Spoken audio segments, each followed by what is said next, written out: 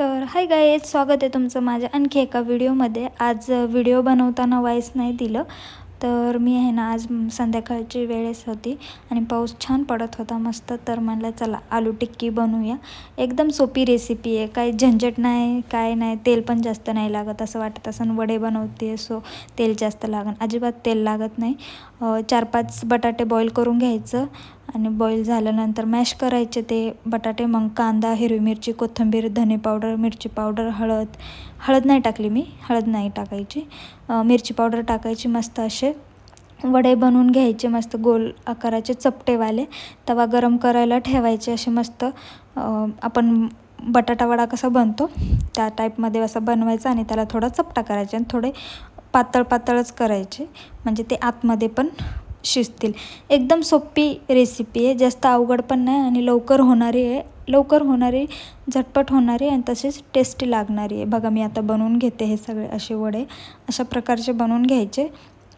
त्यानंतर एक तवा ठेवायचा. हे व्हॉइस ओव्हर करताना खूप प्रॉब्लेम होता, असा दमच घुटतो माझा. तर मग त्यावर तवा ठेवायचा, त्यावर तेल टाकायचं. थोडं गरम झालं तेल की असे वडे टाकून मस्त अलटी करून मस्त खरपूस रंग येऊस्तवर भाजून घ्यायचं. बघा मी भाजून घेते मस्त.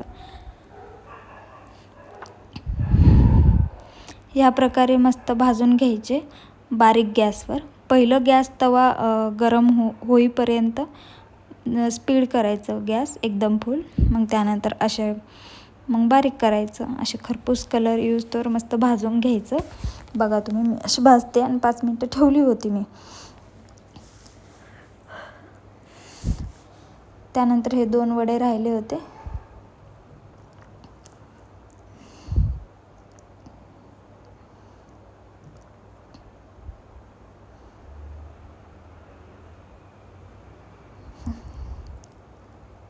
त्यानंतर हे 2 वडे राहिले होते ते पण मी करून घेतले, कारण ते तव्यामध्ये बसत नव्हते. सो म्हणलं हे नंतर आपण तर त्यामुळं पहिले हे तळून घेतले, मग ते बाकीचे राहिले होते सगळे मी असे तळून एका प्लेटमध्ये ठेवले. त्यानंतर हे सॉसचं बटन म्हणते, सॉसच्या बॉटलीचं झाकण आहे ना, ते उघडत नव्हतं. ते थम्सअपला असतं ना तसं टाईप होतं. शेवटी निघालं.